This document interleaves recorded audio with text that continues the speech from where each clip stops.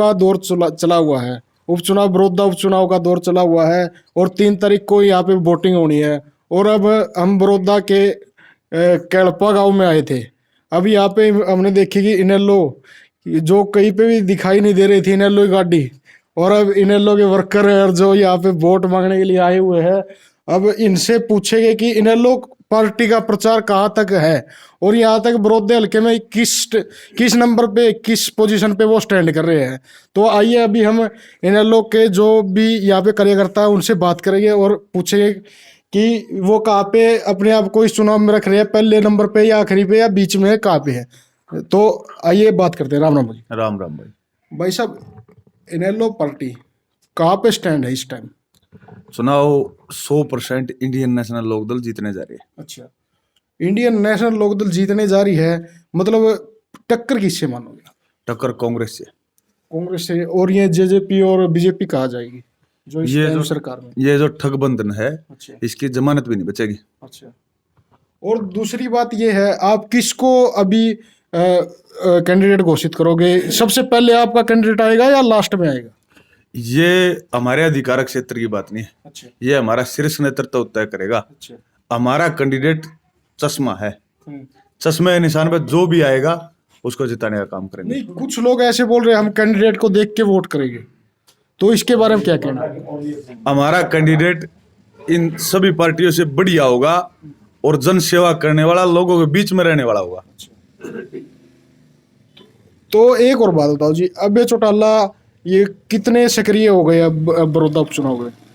अभय सिंह चौटाला तो पहले भी सक्रिय थे। अच्छा। और आज तो उन्होंने पूरे हलके का दौरा कर लिया है, अपने सभी वर्करों से मिल चुके हैं और उन्होंने इतनी ऊर्जा का संचार हमारे वर्करों में किया है कि आज इंडियन नेशनल लोकदल पार्टी पहले नंबर पर स्टैंड कर रही है और चुनाव को भारी भरकम वोटों से जीतेंगे। भाई साहब, एक और बात है, जैसे हम कई गांवों में हमने भी चुनावी सर्वे किए हैं, कहीं पे तो आपकी पार्टी का नाम भी नहीं है।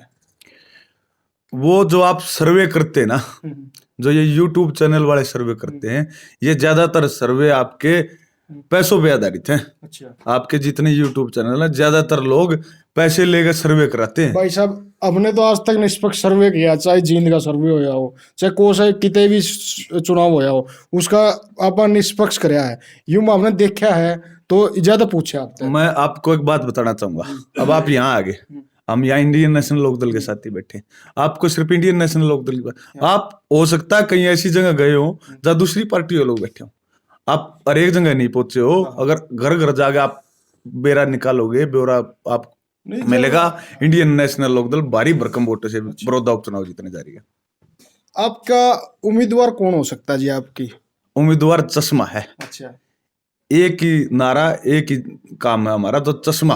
अच्छा। चौधरी ओम प्रकाश चौटाला जी, चौधरी अभय सिंह चौटाला जी, जिसको भी चश्मे का निशान दे भेजेंगे उसको विधानसभा में पहुंचाने का काम बड़ौदा हल्का की जनता करेगी। अभी अभय सिंह चौटाला के तूफानी दौरे कब से चालू हो गए यहाँ पे? अभय सिंह चौटाला जी अब गाँव के दौरे पूरे करके गए हैं। अब चम्मन गाँव का उन्होंने एक बोझ दिया है। जो उनके साथी हैं, जो पुराने नए जितने भी साथी हैं, उनको एक लंच का निमंत्रण 4 तारीख को अभय सिंह चौटाला जी ने गोहाना में दिया है। 4 तारीख को मैम रोड फाटक के ऊपर बुलबुल पैलेस नामक एक गार्डन है, उसमें चौधरी अभय सिंह चौटाला जी जितने हमारे पुराने नए साथी हैं उनको अपनी तरफ से खाना देंगे और उनके साथ चर्चा करेंगे कि टिकट किसको देनी चाहिए, कौन कैंडिडेट मजबूत रहेगा, और सारी चुनाव को लेकर एक एक रणनीति के बारे में अपने साथियों से डिस्कस सभी करेंगे। से विचार विमर्श किया जाएगा। बिल्कुल। अच्छा। 100%। राम राम जी। राम राम जी। राम राम। और ठीक हो? बिल्कुल। एक बात बताओ जी, आप सारा पहले कैंडिडेट घोषित करागे कि सारा लास्ट का होगा अपना?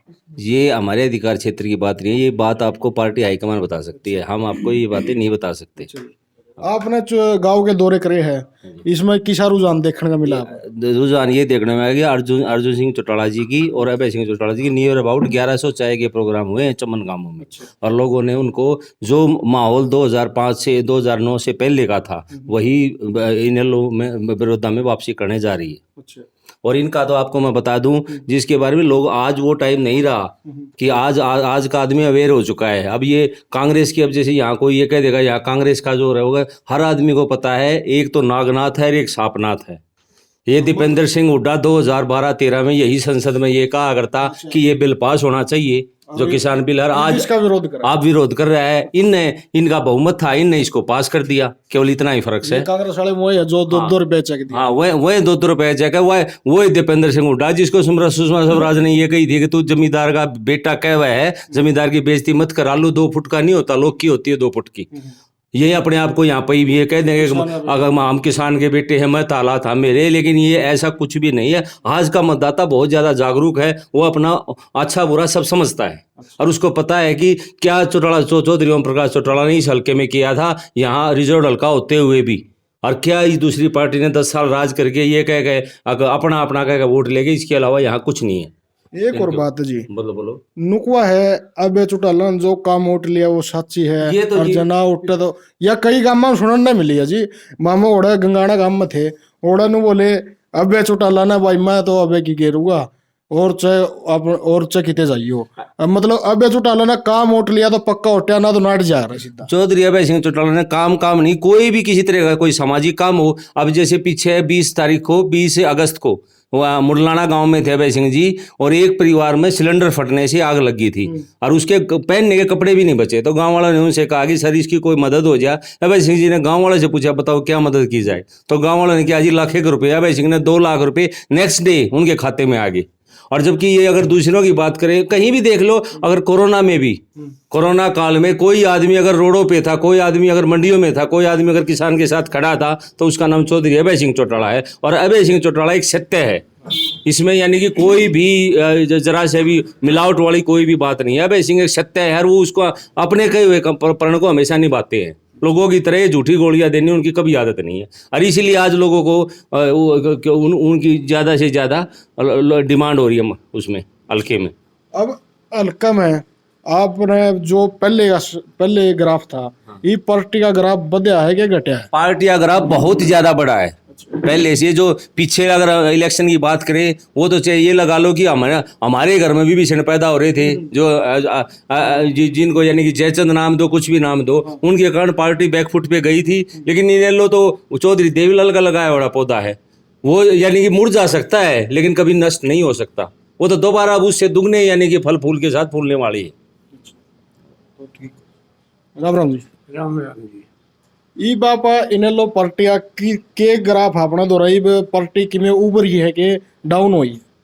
भाई बहुत ज़्यादा बढ़ी है, अच्छा डाउन होने का तो कम ही नहीं। अच्छा। नंबर 2, आप लोग पत्रकारिता करने लग रहे हो, गांव गांव घूमने लग रहे हो। पत्रकारिता का तो एक धर्म है, हाँ। उनको जो पता लग जाए भाई कौन सच्चा कौन झूठा है। सच्ची बात दिखानी है। अब बार बार आप लोग पूछते हो भाई अभय सिंह को कहते हैं सच्चा है। हाँ। एक पत्रकारिता का फील्ड में रहे तो आप लोगों को तो सबसे पहले पता होना चाहिए कि वो सच्चा आदमी है। पूछने की आवश्यकता जब है, पूछने की आवश्यकता ये इसलिए है जी, लोग बता रहे हैं अभय सिंह सत्य है, हमें लोगों को बताना है, आपके जरिए ही बता सकते हैं हम किसी को भी है ना अपनी ओर से कह सकते हैं, औरों की तरफ से हम किसी को झूठा या सच्चा साबित नहीं कर सकते। बड़ी बढ़िया बात है। पत्रकारिता में होना भी ऐसा ही चाहिए, लेकिन एक जनरल सी बात है, लोग जो प्रचार कर रहे हैं उनका तो बताना ही चाहिए कि भाई लोग कह रहे हो तो सच्चा हो ही गंदे सा तो बता ही सकते हो आप। प्रचार नहीं है ये लोगों की भावना तो लोगों को बताए इसको ना। काम उठते हैं, झूठ कभी बोलता नहीं, दगाबाजी कुछ नहीं। इधर इस एरिया में रहा नहीं, प्रचार कर दिया, दुष्प्रचार कर दिया, सख्त है सब भाई, बात कम सुने है। इससे बढ़िया हरियाणा में आज के दिन कोई नेता नहीं है। धन्यवाद। तो अभी ये जो भी इनेलो के कार्यकर्ता बोल दे या पदाधिकारी थे, ये यहाँ पे आए हुए थे और इनसे बातचीत हुई हमारी। तो अब देखते हैं बड़ौदा उपचुनाव में इनकी पार्टी कहाँ तक स्टैंड करेगी, वो अपने उम्मीदवार को कब तक चुनाव क्षेत्र में उतार देगी और इनका उम्मीदवार कितनी वोटों से यहाँ पे विजयी रहेगा, ये देखने के लिए देखते रहिए हमारा चैनल दोस्तों।